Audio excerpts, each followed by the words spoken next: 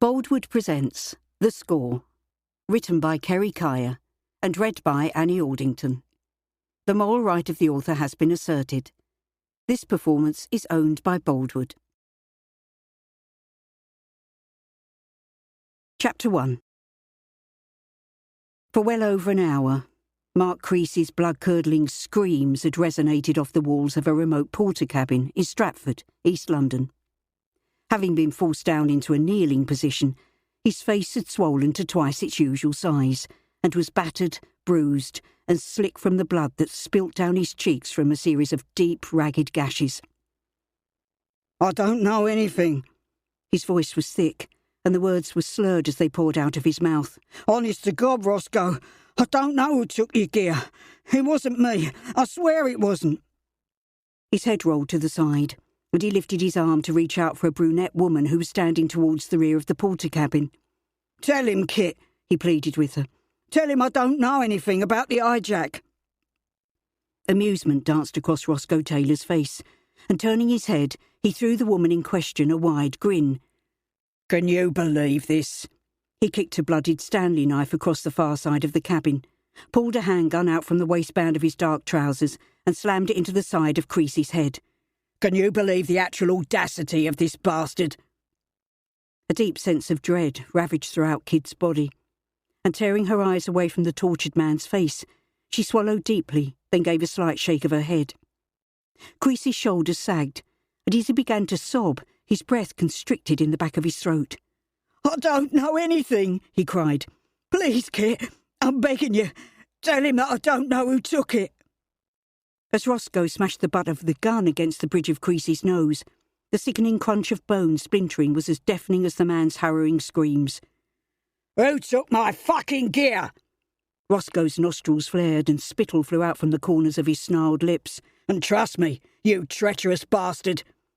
In quick succession, he smashed the butt of the gun down a second and third time. "Unless you start talking, you're a dead man fucking walking." As he slipped into a much longed-for unconsciousness, Creasy's head slumped onto his chest. It was only the fact he was being held up by two of Rosco's foot soldiers that stopped him from dropping to the floor faster than a whore's knickers. Rosco began to pace the length of the cabin. He was a large man with a thick bull neck, cropped hair and a flabby belly that rippled as he moved. His chest continued to heave, and his breath streamed out ahead of him. Right from the very beginning, his gut instinct had told him that whoever was behind the stolen drugs had to be someone with a lot of muscle behind them, had to be someone a lot bigger than the little bastard bleeding out on the linoleum floor. Yet the nagging voice at the back of his mind told him that despite the fact it was common knowledge, Creasy was scared of his own shadow, and that he didn't have the nous nor the power to try and tuck him up. He had to know something. He had to know who was responsible. From the floor, Creasy began to groan, and bubbles of blood-stained mucus billowed from his nostrils with each and every ragged breath he took. Toying with the gun in his hand, Rosco gave an irritated sigh, and slumping down heavily onto a chair, he placed his forearms on his knees and leant forward. "What do you reckon?" he asked, turning his bloated face to look at Kit. The fact that Rosco had even asked for her opinion caused a surge of relief to flow through Kit's veins. Her expression didn't waver as she took her time lighting a Benson and Hedges cigarette. "I think," she said, after blowing out a thin stream of bluish-grey smoke, "that you need to deal with this and fast. Make an example of him." She glanced down at Creasy. "Show them that you mean business, that you won't be messed with. Think of it as sending out a warning to anyone who thinks they can get one over on you." She stepped over a puddle of congealed blood and came to stand in front of the man she despised, the same man she shared a home with, and even more so, to her disgust, shared a bed with. Not only was Rosco old enough to be her father, but night after night he pawed at her with his greedy hands, and despite the fact that being in close proximity to Rosco made her skin crawl, she stood close enough to speak privately in his ear. "If you let him walk out of here alive, then people will think that you've lost your nerve, that you've gone soft, that you're running scared." She watched his expression cloud over, and reaching out to touch his forearm, her scarlet-coloured fingernails were a stark contrast against the expensive white shirt he wore. "And we both know that you're not running scared, don't we?" As he nodded his head, Rosco chuckled out loud, the gap between his teeth appearing even more prominent as the tip of his yellow-coated tongue poked through. From where Kit was standing, she could smell his rancid breath. The onions and garlic he'd eaten the day before, mingled with the stale stench of tobacco and alcohol. Do you want to know something, Kit? You really are one hard-nosed bitch, ain't you, darling? And to think, he slapped his hand against his chest and grinned, I was all for letting the little bastard walk out of here. He stood up, pulled her into his arms and kissed the top of her head, savouring the scent of her floral shampoo. But I guess that's why I married you, he said with a wink. At the end of the day, me and you, we're cut from the same cloth, ain't we? His words brought bitter, acrid bile flooding into Kit's mouth, and she hastily swallowed it down in one large gulp. Of course we are. She forced herself to grin up at him. The stark reality, of course, was very different. Kit had only ever truly loved one man, her elder brother, Austin. She adored him, always had done, and despite his faults, she fully believed that she always would. Stealing a glance towards Mark Creasy, she felt a sudden urge to break down and cry, and wanted nothing more than to allow the hot, salty tears to slip freely down her cheeks. After all, she was the one who had all but signed his death warrant. But she wouldn't shed a tear. She was determined of that. At least not yet, anyway, and more importantly, not in front of Roscoe. Stalking forward, Roscoe kicked out at Creasy's prostrate form. I'll send them a warning, all right, he growled, aiming the gun at the unconscious man's head and pulling the trigger. The gunshot was deafening, and it took all of Kit's strength not to jump. Digging her fingernails into the palms of her hands, she forced herself to look down at what was left of the broken, bloodied mess of the man who had once been her brother's best friend. Closing her eyes, a memory of herself as a child sprang to her mind. For the majority of her childhood, she'd followed Austin and Mark around like a lost puppy, begging them to let her join in with their games, and it wasn't until they were in their teens and puberty had hit that they stopped letting her tag along. All of a sudden, having his little sister following him around cramped Austin's style. She'd even had a crush on Mark for a while, fully believing that they were destined to be together, that they were kindred spirits. All he'd had to do was glance in her direction, and her tummy would flip over, and her cheeks would flush bright pink. She'd fully believed that she would marry him one day. She'd cried for weeks, when Mark had told her in no uncertain terms that he saw her as Austin's little sister and nothing more.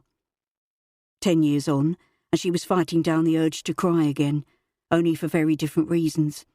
She'd had no other choice, she told herself. To keep Austin safe, she'd had to sacrifice Mark. She couldn't afford for him to talk, and knew from experience that all it would take was one wrong word, and Roscoe would put 2 and 2 together, come up with 5, and learn of Austin's involvement in the stolen drugs haul.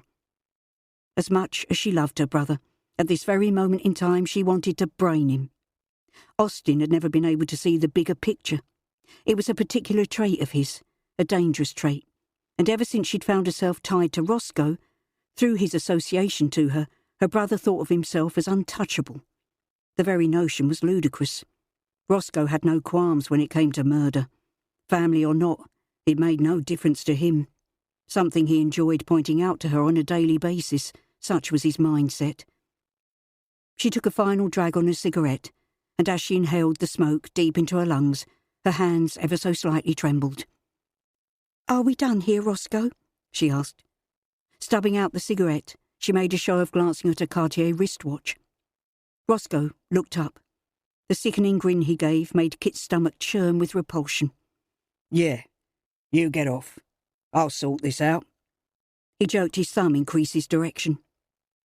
She returned the smile, and forcing herself to move across the porter cabin, she planted the briefest of kisses upon his cheek. "I'll meet you back at the club, then." Roscoe waved his hand to dismiss her, and taking this as her cue to escape, Kit inched closer to the exit. Her hand on the door handle, she turned her head in time to witness the 2 foot soldiers bundle Mark's corpse onto a length of thick polythene. "Oh, Kit, one more thing." Kit's breath caught in the back of her throat as she turned her head. "Tell Oz that I want a word with him." Her heart began to beat faster. "Oz," she repeated back. "Yeah, Oz." Roscoe gave a menacing chuckle. "You know, as in your brother Austin. Let's see what he has to say for himself." He stabbed a stiff finger forward. "It wouldn't surprise me if the little scrote had a hand in this." Of course. I'll let him know. Kit's voice was a lot higher than she'd intended, and giving her husband one final false smile, she stepped out of the porter cabin and walked briskly across the deserted forecourt. Once seated inside her car, the full severity of the situation hit home, and the tremor that she had been so careful to conceal intensified until her entire body shook with fear. In the rearview mirror, she watched the cabin door swing open, and twisting the key in the ignition, her heart began to hammer inside her chest so fiercely that she had to rest her hand upon it. Pressing her foot down on the accelerator, she sped out of the car park, leaving behind her a plume of gravel and dust. It wasn't until she'd driven at least 2 miles down the road that the tears finally came, blinding her vision in the process. She swallowed down the painful lump in her throat, swiped the back of her hand across her eyes, pulled the car over to the curb, then slammed the palm of her hand over her mouth. Deep, raucous sobs engulfed her, and thumping her fist against the steering wheel, she fought the urge to scream out loud. From inside her handbag, her mobile phone rang, and rummaging inside, she located the device. Austin's name flashed up on the screen. Cancelling the call, she switched off the phone and tossed the device back into the designer bag. As much as she loved him, her brother was the last person she wanted to speak to, at least at the moment anyway. She let out a deep, shuddering breath and glanced up at her reflection in the rearview mirror. Then, wiping away the tears and traces of mascara from underneath her eyes, she pulled her brown hair up into a ponytail. Once she composed herself, she flicked the indicator and pulled out onto the road, contemplating her marriage. Right from the very start, she'd known that marrying Rosco would come at a price, and equally she had known that by becoming his wife, she would at some point end up putting her own life on the line. It was inevitable, but if it meant keeping her brother safe from harm, then, no doubt about it, that was exactly what she was prepared to do. Chapter 2. Jutting his chin in the air, Fletch closed his eyes and embraced his first precious moments of freedom. After spending the last 22 years banged up, this day had been a long time coming. From behind him, the sound of heavy metal clunking broke his reverie, and glancing over his shoulder, he took a moment to stare at the closed iron gates. He was out. Actually out. It was a heady thought. Right! Fletch spun around. Are you going to stand there all day? A slow smile spread across Fletch's face, and moving forward he pulled his oldest friend, Stevie, into a bear hug. Fuck me, you look well, Stevie beamed. And it was true. Despite the tinge of prison pallor to his skin, Fletch had bulked up a great deal, and in fact looked fitter than he ever had. I look like shit, Fletch chuckled. And you know it. Nah. Throwing Fletch's bag onto the back seat of his car, Stevie straightened up. It's me who looks like shit. He reached up to touch the greying hair at his temples. You should be more concerned with this. Jabbing his finger into Stevie's bulging gut, Fletch grinned. Yeah, well. Stevie's cheeks flushed pink. I've tried every diet going. Meal replacement shakes, calorie counting, you name it, I've done it. I love me grub too much, that's my trouble. Fletch chuckled. Life must be treating you good then, mate. It is now. Fuck me, I didn't think I would ever see this day. Stevie beamed. You're not the only one, mate. Stevie continued to grin. After a few moments, he tapped the palm of his hand on the roof of the car. Come on, let's get you out of here. I want you to meet my wife and kids. Returning the smile, Fletch climbed inside the car, fastened his seatbelt into place and glanced back at the prison. His home for the past 22 years. You're gonna love Jess, Stevie said. And my 2 girls. They can't wait to finally meet you. He glanced sideways. The little buggers had me up at 6 this morning. They wanted to make you a welcome home banner. As he laughed, Fletch's thoughts turned to his own 2 children. They were adults now, and he'd missed out on their entire childhoods. Guilt plagued him, and he had a sinking feeling that it always would. Over the years he had only managed to see them a handful of times, and then it had only been for an hour at a time. Still, they were never too far from his mind. As they drove down the motorway, Fletch leant his head against the headrest and closed his eyes. Just over 2 decades he'd spent locked up, almost half of his life. Did he regret the crime he'd committed? Oh, he'd said all the right things. Told the parole board that he felt deep remorse for taking a gun and shooting his own father to death, but he didn't. Not really. And given half the chance, he would do it all over again. If it hadn't been for their father, then Fletch's brother Spencer would have still been alive. We're nearly there. Fletch snapped his eyes open. On either side of Upminster's High Street was a parade of shops. Sitting in traffic, Fletch focused his attention on a florist shop. It looked classy, and the shop front was decked out in cream and gold. It was the name, though, that had caught Fletch's attention. Susie's. The same name as the woman he still considered to be the love of his life, and always would. Not only was Susan King beautiful, but she had had a gentleness about her that Fletch had never known in any other woman. He'd loved her so much that he would have walked to the ends of the earth for her without question. After her husband's murder, she'd left England for a new life in Spain, and to his knowledge had never returned. He'd thought about writing to her more than once over the years, but with no known address for her, it didn't take a genius to work out that his efforts would have been fruitless. For a few moments, he was quiet. Then, clearing his throat, he jabbed his thumb across to the florist shop. Have you heard from Susie at all? Susie? Stevie exclaimed. Why would I have heard from her? I don't know. Fletch shrugged. I just thought that maybe she would have been in touch, that she might have wanted to see me to, you know. He looked away, his cheeks flushing pink. See how I was doing. Stevie screwed up his face. I thought she fucked off to Spain. Yeah, she did. Fletch sighed. Even as he'd asked the question, he'd already known what Stevie's answer would be.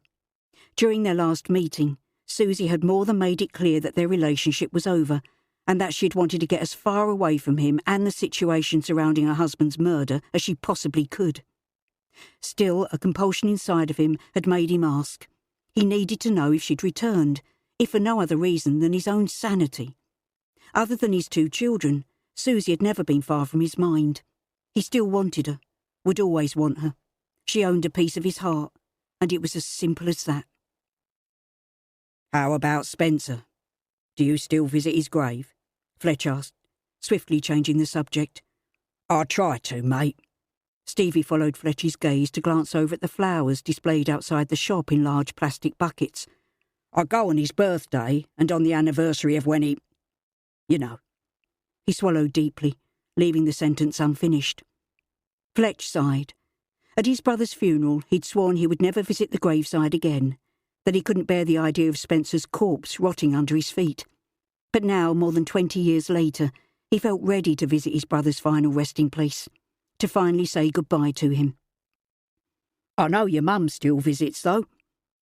It was nothing less than what Fletch had expected. She told him herself that come rain or shine, she paid a weekly visit to his brother, that she found the graveside peaceful, and that she took comfort from knowing that by being there she was close to her son. I can take you over to the cemetery if you like. Easing his foot off the brake, Stevie inched the car forward. It's only up the road from where I live. I will do soon, mate, Fletch answered, tearing his eyes away from the shop front, as soon as I've sorted myself out. Flicking the indicator, Stevie turned into a tree-lined avenue. This is me, he stated, as he pulled up outside a semi-detached house with a glossy green-painted door and a large bay window that overlooked a well-kept front garden. Not that you wouldn't be able to tell, he laughed. The banner the girls made for you this morning pretty much gives it away.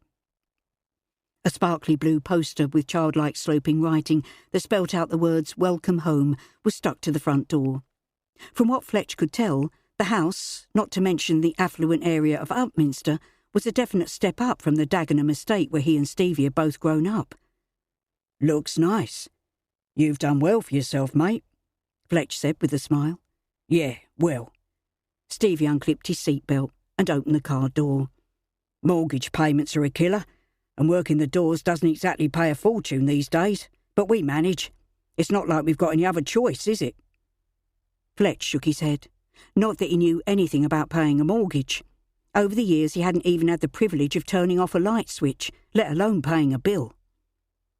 Opening the front door, Stevie called out, "We're home!" He turned back to look at Fletch. "Come on in." 2 little girls ran into the hallway, their tiny bare feet pitter-pattering across the laminate flooring. After their initial shrieks of delight, They looked up at Fletch shyly. This one here is Megan. Stevie hauled a little girl with blonde hair up onto his shoulder. And this, he said, pulling a second girl 2 years older than her sister towards him, is Rachel. Hello, Fletch grinned. Then, cursing himself, he whispered, I should have brought them sweets or something. Nah, Stevie dismissed the idea. They get enough as it is. Placing the youngest girl onto the floor, he asked, Where's your mum? 5-year-old Megan rolled her eyes theatrically and placed her hands on her hips, a gesture that she copied from her mother. In the kitchen, of course. Come on. Stevie jerked his head towards the narrow hallway. Come and meet the missus. Bad vibes were something that Fletch was an expert on. Locked up, he had learnt to listen to his gut instincts and read situations before they could escalate into something a lot more serious. His intuition had got him out of many sticky situations over the years, and the atmosphere in the kitchen was no different. It was so thick that he could cut it with a knife. Jess? There was a nervousness to Stevie's voice that Fletch immediately picked up on. This is Fletch, my best mate. He raised his eyebrows and gave Fletch a wide grin. Jess Williams's movements were stiff, and folding a tea towel, she carefully placed it on the draining board, then slowly turned around. Across her face was a tight smile that was more for her husband's benefit than his friend. As she looked up at the stranger, a pink tinge crept up Jess's neck. Over the years, she'd had more than one grainy photograph of her husband and his friend shoved underneath her nose, but nothing could have prepared her for how normal he looked, nor how handsome he was. There and then she had to remind herself that he was a murderer, and it hadn't been just anyone he'd murdered, it had been his own father. What kind of monster would even contemplate such a thing, let alone see it through? Hello, Fletch. Fletch smiled, then remembering his manners, he thrust his hand out. Hello, Jess. It's nice to meet you at long last. It's good to be able to put a face to the name. He doesn't stop talking about you. He jerked his thumb in Stevie's direction and grinned.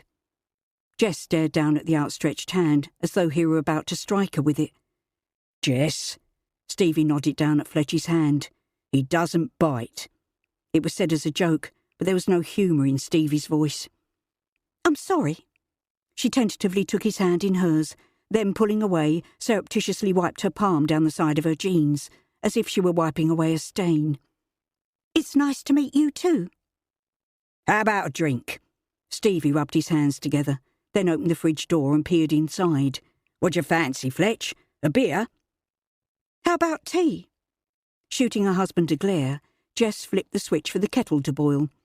I don't think this is a time for alcohol, do you? Her words were loaded with meaning. The last thing she wanted was an intoxicated murderer in the house. Fletch looked between husband and wife, and picking up on the tension, he gave a slight shrug. Tea's fine with me. 10 minutes later, once they were seated in the lounge with steaming mugs of tea in front of them, Fletch jerked his thumb in the direction of the kitchen. I don't think she likes me very much. Stevie dismissed the words with a wave of his hand. She's just a bit shy, mate, that's all. She'll be fine once she gets to know you a bit better. It was a lie, and they were both well aware of that fact. Sipping at his tea, Stevie cleared his throat. What are your plans now, then? You know, now that you're out? Fletch sat forward, leant his forearms on his knees, and gave a gentle smile. I'm going to see my kids, mate. They're my priority. I haven't seen them in almost 17 years, and every minute I've spent away from them has near enough killed me. And I hear that I have a granddaughter. He beamed. Lacey, Austin's daughter. As he made a clicking sound in the back of his throat, Stevie shook his head. I don't think that's such a good idea, mate. I don't mean right now. Fletch chuckled. He glanced up at the clock on the wall.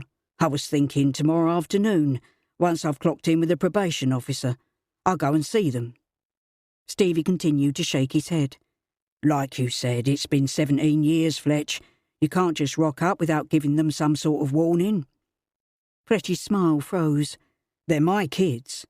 What do they need to be warned for? He sat up a little straighter and screwed up his face. I'm not fucking dangerous. Of course you ain't. Fuck me, I know that. With a quick glance at the lounge door, Stevie lowered his voice. What I meant was, you said it yourself. You haven't been a part of their lives for a long time. He slumped back against the plump pillows. Don't get me wrong. I get it. The thought of not seeing my two girls kills me, but... He looked away, not wanting to look his old friend in the eye. Just wait a while, you know? Sort yourself out a bit first and then get in contact with them. Fletch was saved from answering by the two little girls running into the lounge. They weren't much older than his son and daughter had been the last time he'd seen them. At the time, Tina had given him no inkling that it would be their last visit, and despite his best efforts to keep in contact, his letters had gone unanswered, and the only phone number he'd had for her was dead. His only consolation was that his mum, Stevie, and Uncle Frank had all told him the same thing, that Tina had moved on with her life and had met a new man, and, more importantly, his children were happy. Although the knowledge didn't exactly ease the pain in his heart, knowing that another man would be raising his children, he'd had no other choice but to accept it. Under the circumstances, what else was he supposed to do? It wasn't like he could waltz out of prison, turn up on Tina's doorstep, and demand answers from her. Chapter 3. Austin Fletcher was laughing so hard that he was doubled over and tears rolled down his cheeks. Just an hour earlier, he'd collected in one of his debts from a man named Mickey Davis. It wasn't even about the money, it was the principle of the matter. Mickey owed him, and it was as simple as that. Besides, he wasn't in the habit of letting people try and treat him like a mug, so why start now? I swear down! Charlie Withers, Austin's friend, laughed. I thought he was going to shit himself.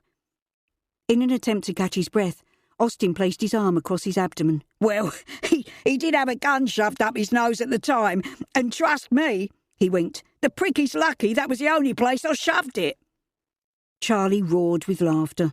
I'm more surprised you got that close to him. He stinks of piss. Yeah, true, he did a bit. Picking up his pint of lager, Austin wrinkled his nose. Here, have you heard from Mark? He pulled out his mobile phone. 10 times I've tried calling him, and it just keeps going straight to the answering machine. It's just, you know. He glanced around the pub and lowered his voice. After what went down, it's a bit fucking weird that he's not answering. He's probably shacked up with some bird. Charlie dismissed Austin's concern. You know what he's like. Yeah, I suppose. He toyed with the device, pushed several of the buttons, and then gave it a shake. I can't get hold of me sister either, and no, he said as Charlie lifted his eyebrows, don't even go there. Rosco, the fucking arsehole that he is, would kill him stone dead if he so much as looked at her in the wrong way. Good point. Anyway, Charlie studied Austin over the rim of the pint glass.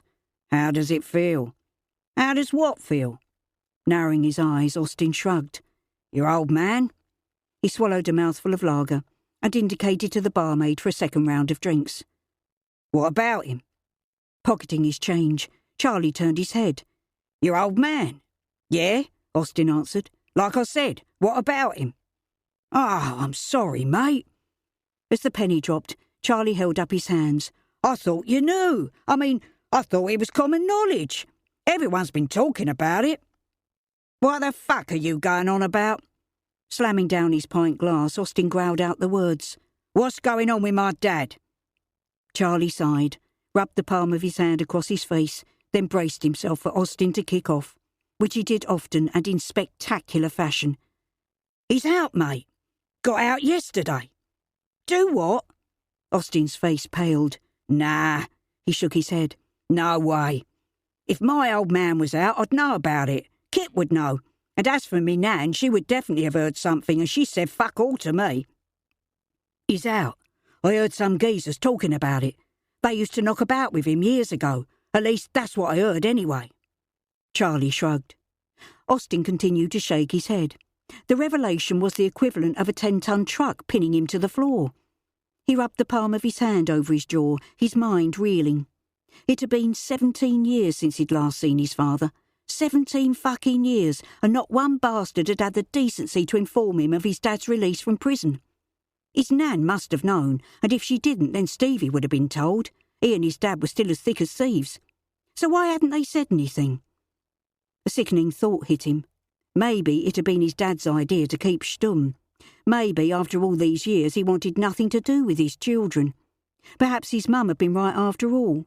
She'd always said his dad was a selfish bastard, that he'd only ever put himself first, and that at the first opportunity he'd had it away on his toes and left them, albeit, if you could call being handed down a life sentence actually willingly leaving them. He gulped down the remainder of his pint. There was only one way of knowing for sure if the rumours were true, and that was to have it out with his nan and demand the answers from her if need be. "I've got to go."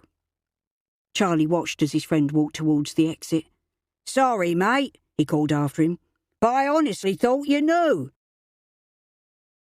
As the probation officer's voice droned on, Fletch fought down the urge to rub at his temples.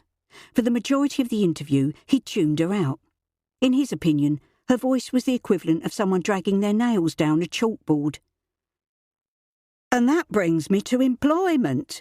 Valerie Winterbourne shuffled a stack of paperwork on the desk and looked up at him over the ridge of her half-moon glasses. "Yeah?"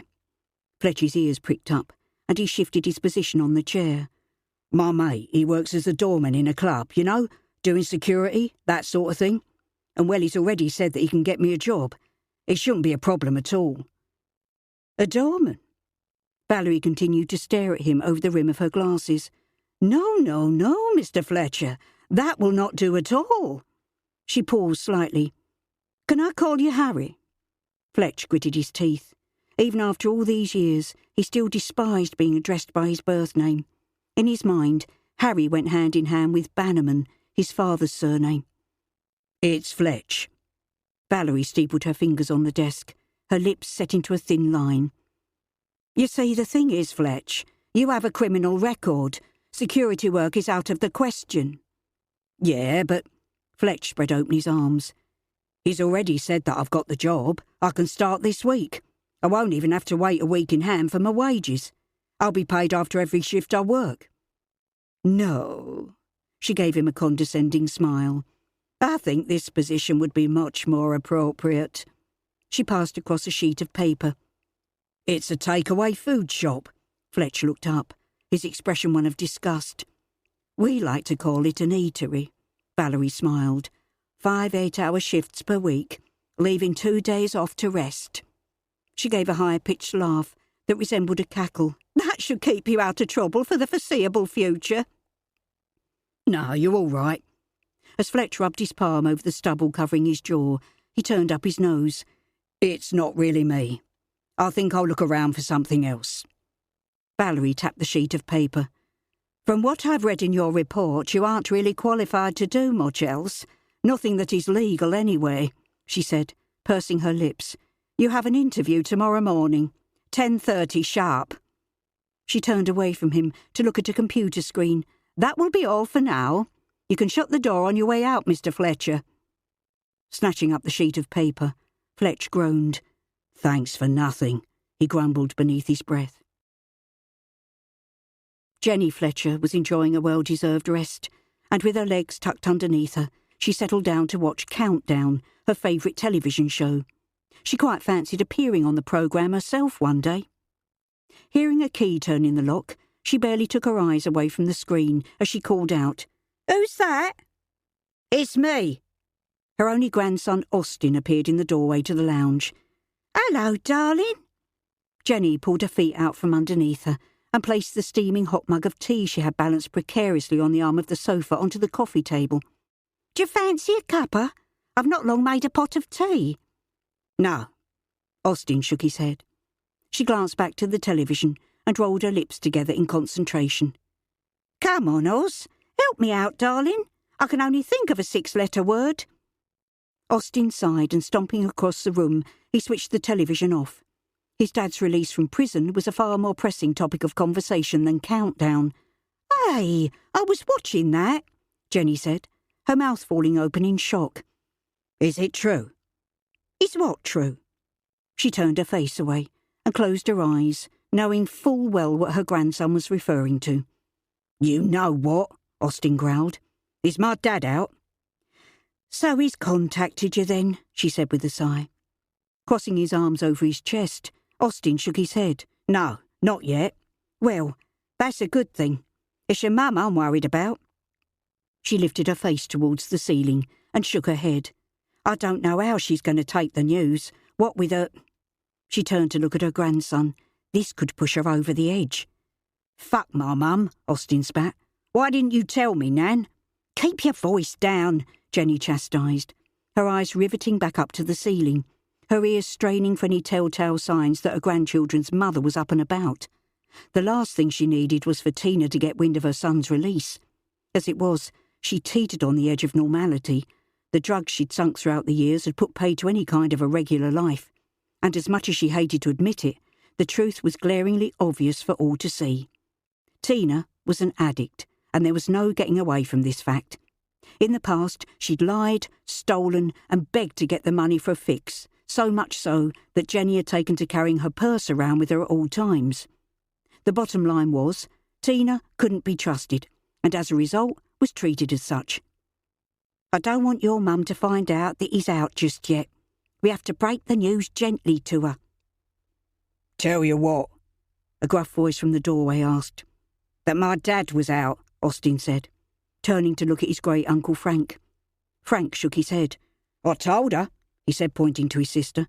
I told her that you and Kit had a right to know, but she wouldn't listen to me. She never bleedin' does. That's not true, Jenny said, waving her hand in the air. I didn't tell you because... Tears sprang to her eyes. Because I want you and Kit to have the chance of a normal life. I don't want you embroiled in the world your dad lived in. Her eyes were drawn to the photograph on top of the mantelpiece of her youngest son, Spencer. Nothing good can come from that way of life. A normal life? Austin gave a bitter laugh. You do know Kit is married to Rosco Taylor, right? Frank rolled his eyes and pursed his lips. I'm saying nothing, he said, holding up his hands. A silence fell over the room, and the ticking of the small carriage clock on the mantelpiece was suddenly loud to their ears. Well, Frank said, breaking the silence, he's out and that's that. And I, for one, he said, pointing a finger towards his chest, will be happy to see him. He's been locked up for too bloody long, if you ask me. Jenny turned to look at her brother, her expression fearful. He's out, she said. But for how long, eh? Frank and Austin shared a glance. Jenny had just hit the proverbial nail on the head. It was only a matter of time until Fletch found out the truth, and when he did, there was no saying what would happen as a consequence. Chapter 4. Cherie Murray was almost giddy with excitement. Quickening her pace, she puffed away on a Rothman cigarette as she pushed her daughter Lacey's pushchair through Barking Town Centre towards the estate where she and her boyfriend lived. Despite being kitted out in designer clothes, Lacey's outfit looked grubby and unwashed, which wasn't too far from the truth. Cherie had found the clothes on the bedroom floor that morning, and after a quick sniff, had deemed them acceptable enough for her daughter to wear. As for little Lacey's face, it was filthy, full of snot and marmite, as her mum, much to Cherie's annoyance, often pointed out. She'd have to stick Lacey in the bath. She might even drop in a dollop of bubble bath for her. Obviously not the expensive stuff she kept for herself. No, something from one of the cheap gift sets her aunt and uncle had given her for Christmas a few years back, the stuff she wouldn't have been seen dead using. She let herself into the flat and was met with the familiar scent of cannabis and Lacey's soiled nappies. Housework wasn't exactly Cherie's forte, but even she knew she had to get rid of the nappies before Fletch visited. She might even give the flat a few blasts of air freshener, if she even had any, that was. Something else she would have to add to her ever-increasing to-do list. Oz! She was breathless as she called out her boyfriend of 3 years' name. Is it true? As he slouched on the sofa, Austin shot her a brooding glance. Is what true? Your dad! Not taking her eyes off him, she unclipped the straps that secured their daughter into the pushchair and yanked her out by her arm. Lacey gave a protesting scream. Watch it! Pointing an unlit joint in Cherie's direction, Austin's face clouded over. You're too rough with her. He held out his arms, and grinning widely, Lacey's sobs subsided into little hiccups as she toddled into them. Cherie rolled her eyes. Austin's love affair with their child grated on her nerves. The way he doted on her wasn't normal in her opinion. If they weren't careful, she'd end up a spoilt little fucker, much like herself. Not that she would ever admit that fact out loud. Is it true? Placing the joint in the overfilled ashtray, Austin deliberately ignored the question and went on to make a fuss of his daughter, tickling her until her shrieks of laughter filled the flat. Oz? Cherie's voice rose a notch. Are you listening to me? What? Tearing his eyes away from his daughter, Austin looked up. Is your dad out? He nodded his head, and Cherie's pulse quickened. Right. She looked around the cramped and cluttered lounge. Everywhere she looked was a layer of dust so thick that she could write her name in it. We need to get this place sorted out, and quick. She placed a finger to her lips, then began gathering up handfuls of clean washing that she'd dumped on the armchair days earlier, but still hadn't got around to putting away. You need to get in there quick and go and see him before that sister of yours does. Austin screwed up his face. What? Cherie demanded. You know what she's like. She'll stick her oar in and take over, and you... She pointed a painted talon towards him. Are his son. She nodded down at Lacey. The child, much to her delight, was the image of her boyfriend. That alone should earn more than a few brownie points where his father was concerned. And it's you who has given him a grandchild, not Kit. What are you talking about? He's as much Kit's dad as he is mine. Cherie rolled her eyes. It wasn't rocket science.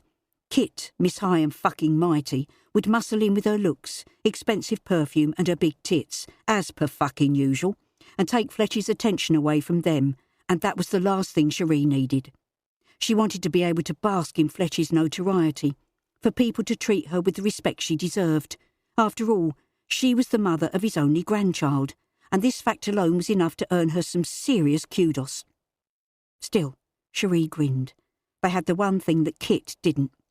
She reached down and plucked her protesting daughter from her boyfriend's arms.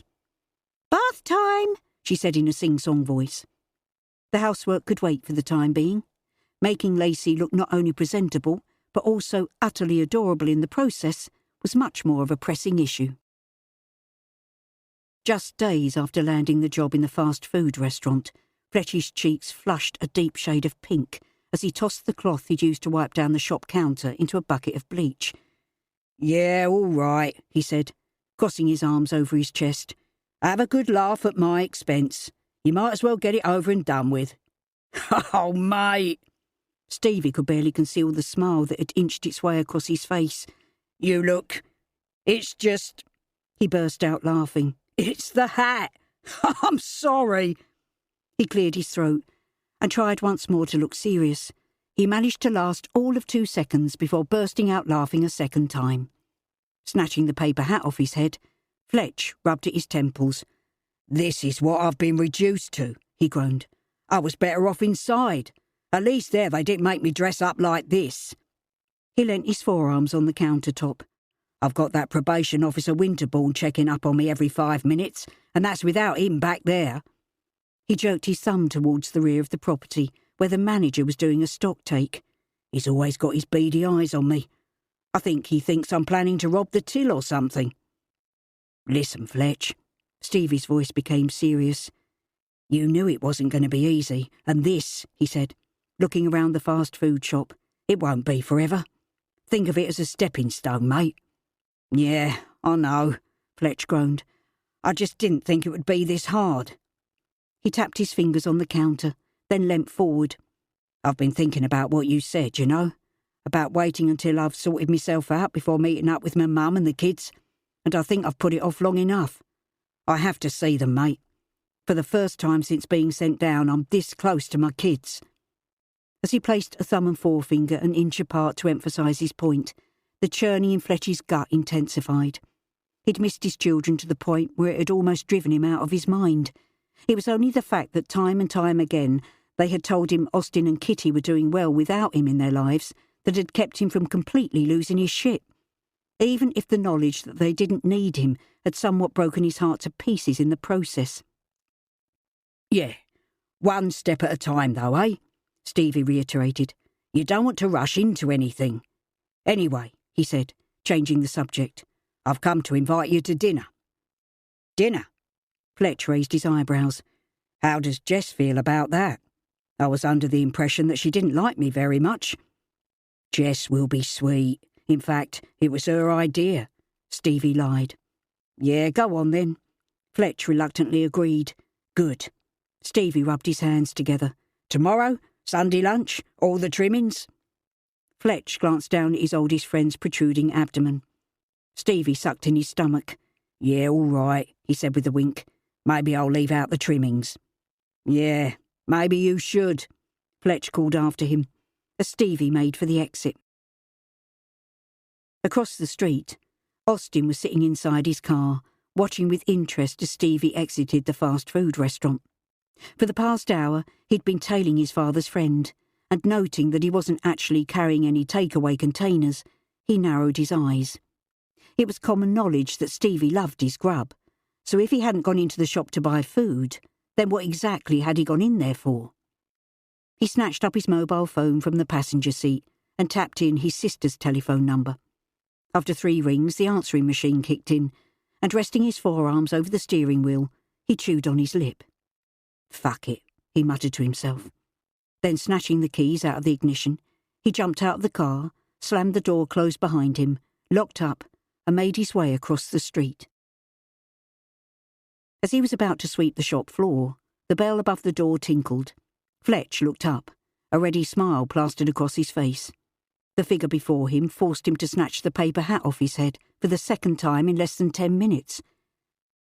Hello, Dad?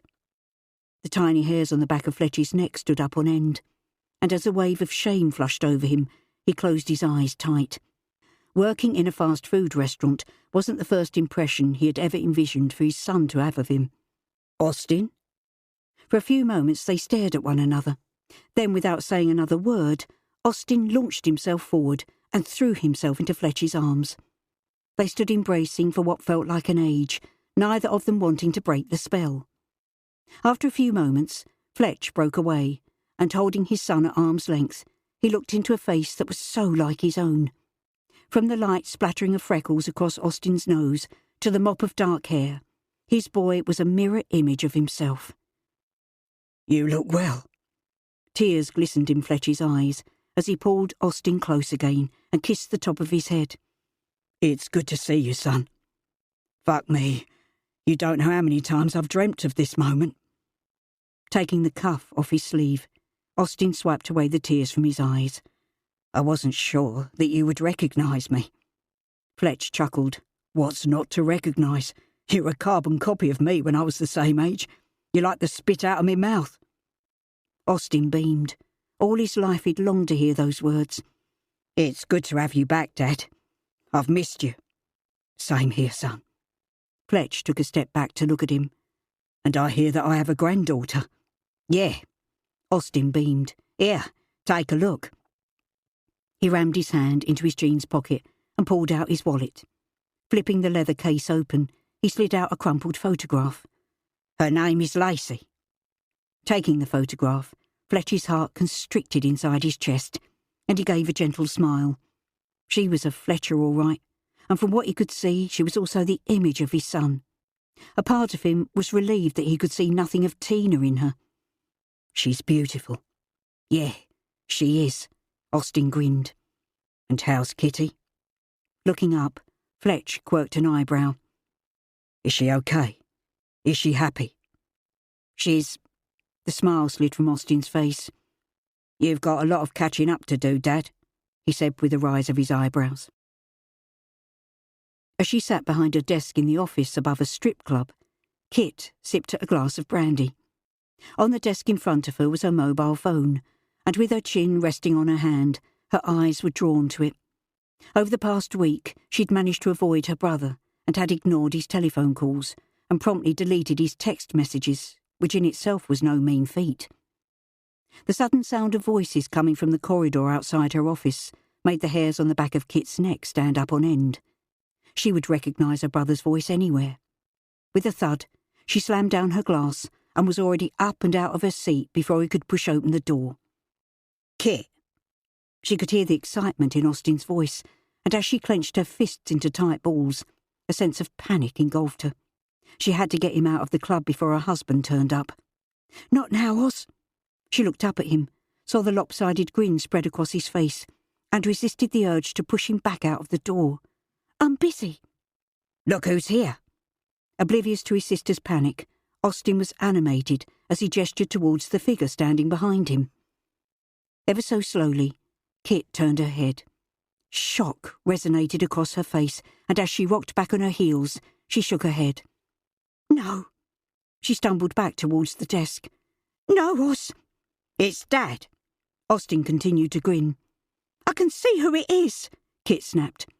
Gripping onto the desk so hard that her fingertips had turned a deathly shade of white, she took a series of deep, steady breaths, composed herself, then turned back around. "Get him out. I mean it, Austin. I don't want to see him." Austin frowned. "But it's Dad." "I know who he is," she screamed back at her brother. "Just get him out of here." Fletch held up his hands and backed away, the hurt in his voice when he spoke clearly audible. "I think maybe I should leave." "No, Dad, don't go." Austin looked from his father to his sister, and walking across the office, he stood just inches away from her. "It's our Dad," he said in a low voice. "He's finally out, just like we always wanted." Turning away from her brother, Kit closed her eyes and slammed her hand over her mouth in a bid to stop the sob that was lodged in the back of her throat from escaping. When she turned back to face him, the only telltale sign that her father's sudden appearance had clearly rattled her was the tension in her voice. "I want him to leave. I want you both to leave." Fletch gave his daughter a sad smile. "I'm sorry, Kitty. I should never have come here. At least not without warning you first. But I was desperate to see you, both of you," he said, giving his son a wide smile. Kit screwed up her face. "It's Kit," she said, her tone cold. "I haven't been called Kitty since I was 10 years old." Fletch held up his hands. "Like I said, I'm sorry." He gestured towards the door. "I'll leave you to it, but for what it's worth, it's good to see you." He tilted his head to one side as he studied his daughter. "You look like your mum. You could easily pass for her when she was your age." The remark earned him a grunt of disapproval. He looked around the office. He hated to admit it, but he wasn't exactly overjoyed by the fact his daughter worked in a strip club. The sign out front had said it was a gentleman's club, and walking inside, he'd expected the club to be a modern-day Spieler, not a strip club, complete with floor-to-ceiling metal poles. Still, looking on the bright side, it was a job, he told himself. At least she wasn't on the dole, or even worse than that, working the main floor and taking her clothes off for men old enough to be her father. The very notion was enough to bring him out in a cold sweat. "I can see that you've done well for yourself," he told her, "and I'm proud of you." Kit screwed up her face. "It's a bit late for the caring father act, don't you think?" she spat. 22 years too fucking late, to be precise. Now, if you don't mind." She nodded towards the door. "I want you to leave." Once their father had left the office, Austin turned on his sister. "What the fuck is wrong with you?" he said, spitting out the words. "Our Dad, and you throw him out like that? Like he's nothing? Like he's the shit beneath your shoe?" "What's wrong with me?" Kit roared back at him. "Are you out of your tiny little mind? You brought him here," she said, her voice rising. "You brought him here to Roscoe's fucking club." "You mean your club?" Austin's eyebrows knitted together. "This place," he said, looking around him. "It was part of the deal, wasn't it? Your payoff for marrying the bastard." A bitter laugh escaped from Kit's lips, as she slapped the palm of her hand against her forehead. On paper, it may have been a